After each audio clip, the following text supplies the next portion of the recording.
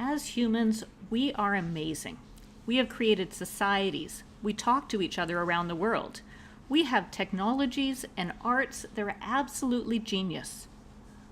But what happens when what we know actually gets in the way of us living vibrantly and solving our global issues? Today, I'm going to invite you to escape from what you know. Why? Because what you know can actually be taking your power away.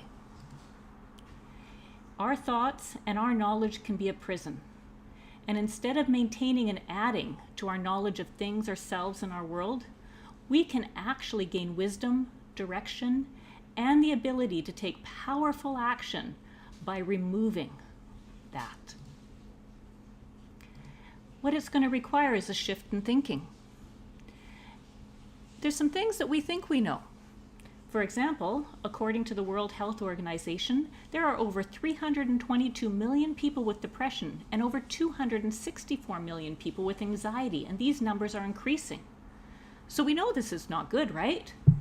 But what if depression and anxiety are actually natural and healthy processes that are directing us to health? Also, we all know that empirical science allows us to objectively test our ideas and our hypotheses, but now physicists and other scientists are saying that objectivity is not possible. In business, we focus on niche and we specialize. But the trending in the future is towards system thinking, creativity, innovation, and interconnectedness. It requires us to think of the whole. We are raised with so many messages from our families, our cultures. But do all of these beliefs still hold true? We may not actually know. And what we know may or may not be true. And it also may be holding us back. So, how do we actually see clearly in this world? And if all of this knowledge that we've accumulated, and we're very proud of all the work that we do in our education, gathering this in our experience, what do we do when all knowledge is gone? For this journey and to have impact, we go through a process. And it's interesting to note that even in science, they recognize a system's called autopoiesis. And in it, change is only prompted when the organism decides that changing is the only way to maintain itself. It actually has to deconstruct and let go before it can actually take something new. And this process happens to us personally, in communities, as well as global transformation.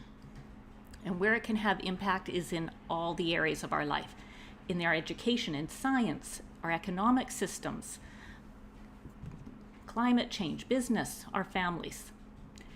In every area of our life, if we restructure how we think and remove much of the programs, the paradigms, the things that we've actually been raised with for generations often, we may find that there's something new.